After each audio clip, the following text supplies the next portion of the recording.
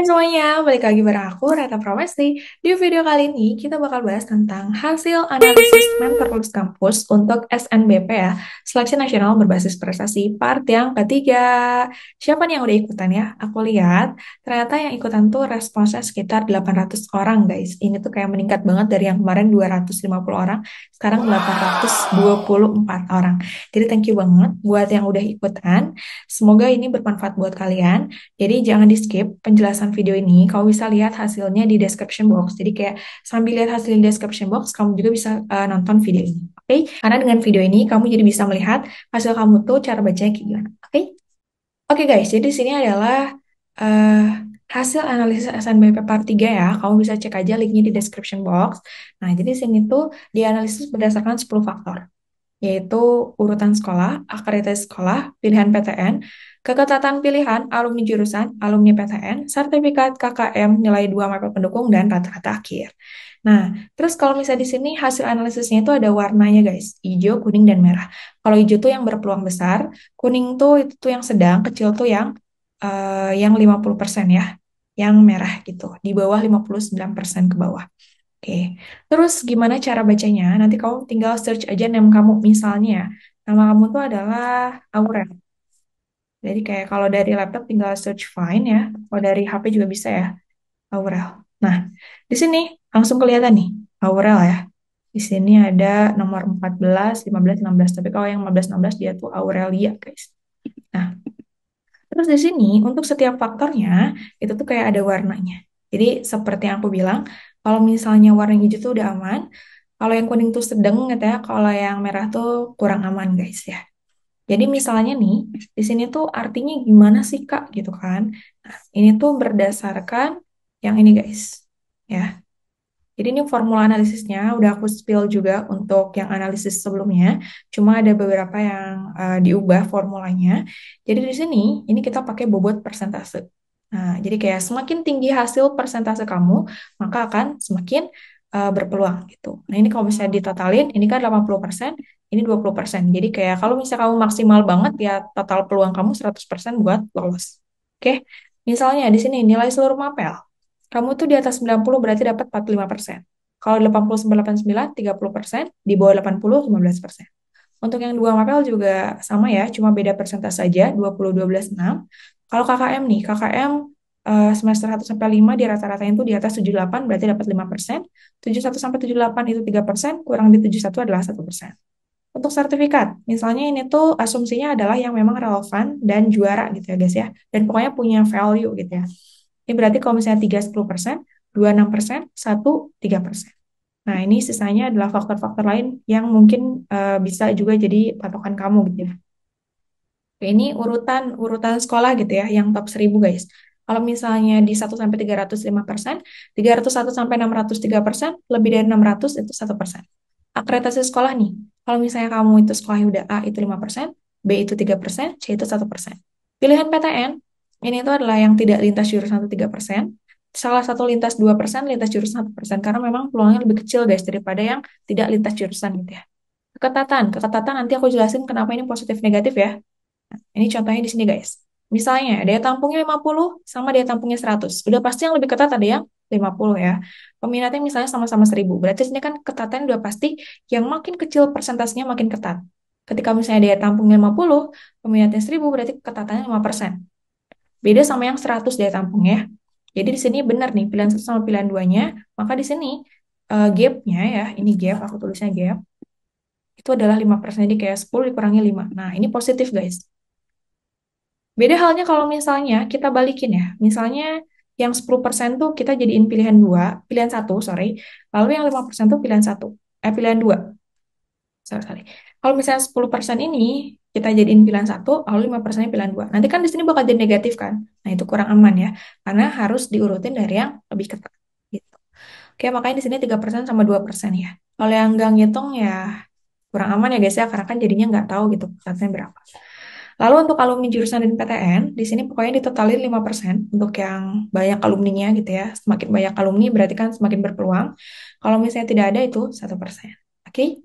Nah, langsung aja kita masuk ke hasil analisisnya. Misalnya si Aurel ini guys, dia dari SMAN 2 Dumai ya. Dia dari jurusan IPA dan dia tuh pengen pilihan jurusannya adalah campuran.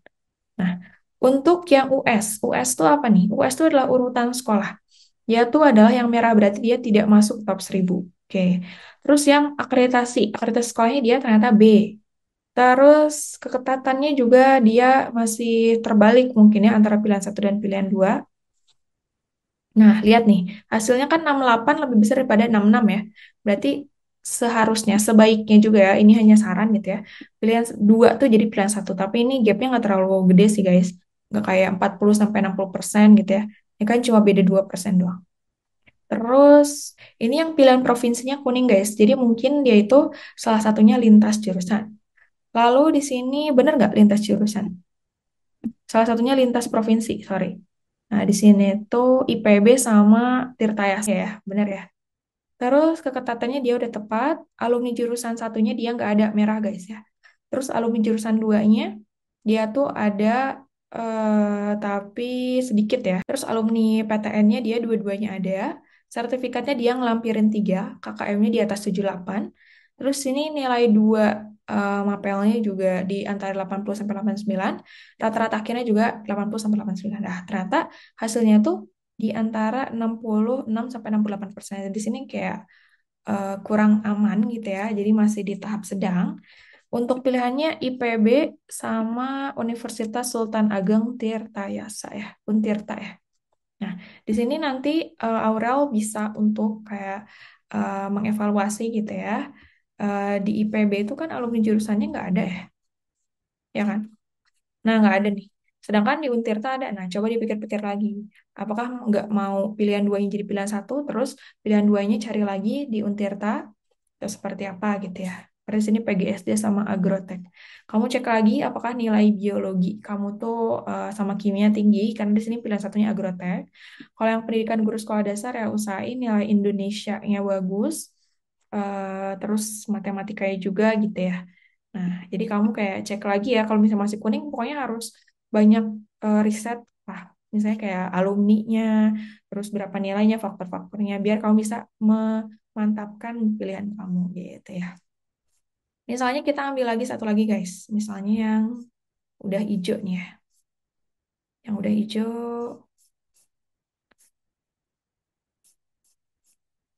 nah ini.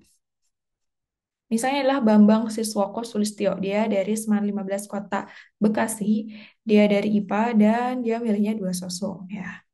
Oke, di sini urutan sekolahnya dia nggak masuk top 1000.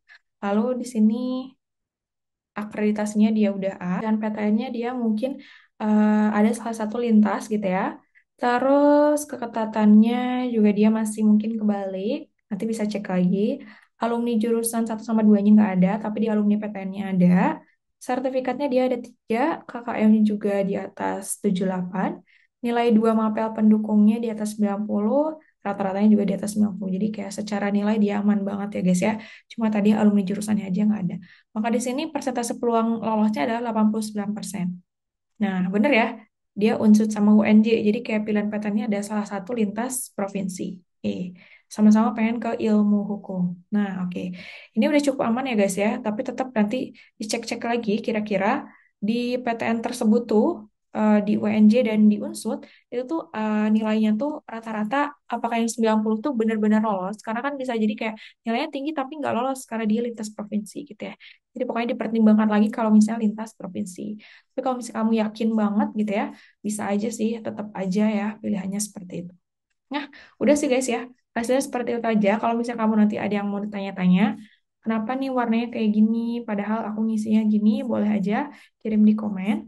Dan seperti biasa guys, aku ingatkan ini hanyalah hasil prediksi. Mau kamu ikutin sarannya, boleh. Kalau misalnya enggak juga, nggak apa-apa ya.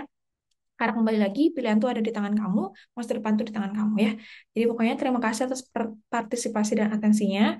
Jangan lupa buat follow Instagram, TikTok, @mentorluskampus dan @ratapramesti, karena di situ suka banyak info-info, bahas soal, dan juga pokoknya hal yang bermanfaat buat kamu para pejuang SNBT, SNBP, dan juga PTN. Gitu aja dari aku. Mohon maaf kalau misalnya masih ada kurang-kurang. Aku minta saran-sarannya gitu ya buat perbaikan ke depannya.